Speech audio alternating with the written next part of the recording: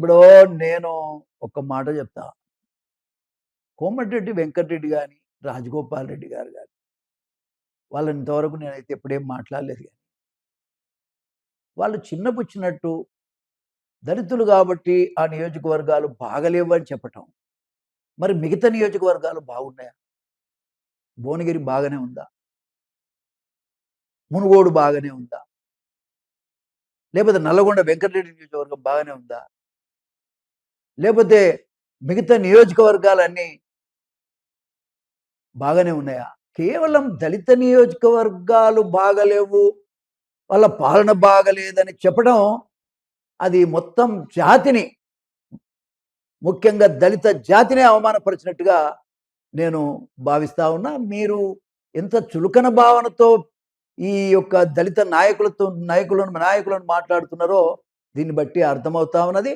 దీన్ని నేను తీవ్రంగా ఖండిస్తా ఉన్నా. దళిత జాతిని మీరు అవమానపరిచారు, దళిత నాయకులను మీరు అవమానపరిచారు. ఇది కేవలం మునుగోడు తుంగతుర్తికి సంబంధించిన విషయం కాదు, మొత్తం మా జాతులందరినీ కూడా మీరు అవమానించినట్టుగా నేను భావిస్తా ఉన్నా.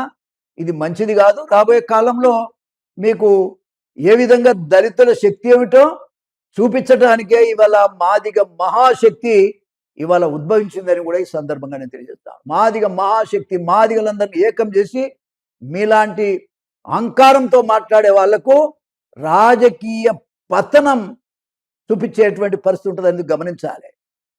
ఏ రకంగా కూడా మీరు ఏమి వెలగబెట్టడానికి మీరు ఎమ్మెల్యేలు అవుతురా? ఏం త్యాగాలు చేశారా మీరు? ఎక్కడైనా త్యాగాలు చేశారా మీరు? అమాయకులను బట్టి పేద ప్రజలు, ఎస్సీ ఎస్టీ బీసీలు అమాయకులు కాబట్టి మీరు గెలుస్తున్నారు. మీ దగ్గర ఉన్న డబ్బు మీద మీ సొంతమా?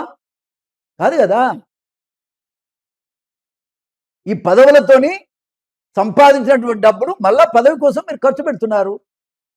పేద కులాల నుంచి వచ్చినటువంటి నాయకుల దగ్గర డబ్బు లేదు, మీ దగ్గర ఉన్నంత డబ్బు వాళ్ళ దగ్గర లేకపోవచ్చు. అంత మాత్రాన ఆ కులాలనే అవమానపరచడం అనేది మంచిది కాదు కదా. రాజగోపాల్ రెడ్డి గారు ఇప్పుడు నేను వారం రోజులు అయితే చూస్తున్నా, కనీసం ఆయన ఒక బాధను కూడా వ్యక్తం చేయలేదు. ఇది పొరపాటు జరిగిందని కూడా ఇప్పటి వరకు భావించలేదు ఆయన. అంటే మరి అది ఏ రకమైన నాయకత్వం? ఎవరి కోసం వీళ్ళు చేస్తున్నారు? ఎవరి కోసం వీళ్ళు ఎమ్మెల్యేలు, ఎంపీలు, మంత్రులు అవుతారో నాకు అర్థం కాదు. కోమటిరెడ్డి వెంకటరెడ్డి గారు సామేలకు తెలియకుండానే ప్రోటోకాల్ ప్రకారంగా లోకల్ ఎమ్మెల్యేకి చెప్పాలి. మీరు చెప్పకుండానే మీరు ఎమ్మెల్యేను అవమానపరిచే విధంగా, ప్రజల్లో ఆయనను ఇబ్బంది పెట్టే విధంగా చేయటం న్యాయమేనా? వెంకరెడ్డి గారు మీరు ఆలోచించండి. తప్పు కాదా మీరు వెళ్ళటం? అట్లా నాతో సామేల్ గారు మాట్లాడారు, ఆయన నియోజకవర్గాన్ని మీరు పోయి ఆయన చెప్పకుండా పోయేది ఏంటండి? మీతో పాటు ఆయన కూడా ఎమ్మెల్యే.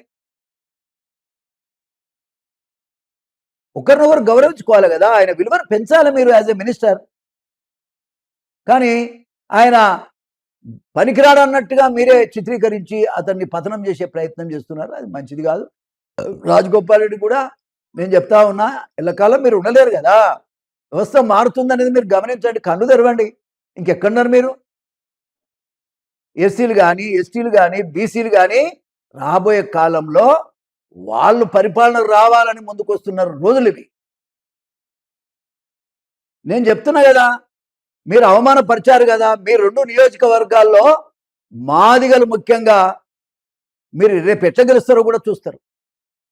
మా మాదిగ మహాశక్తి వాళ్ళకు అండగా ఉంటుంది, అది గమనించుకోవాలి.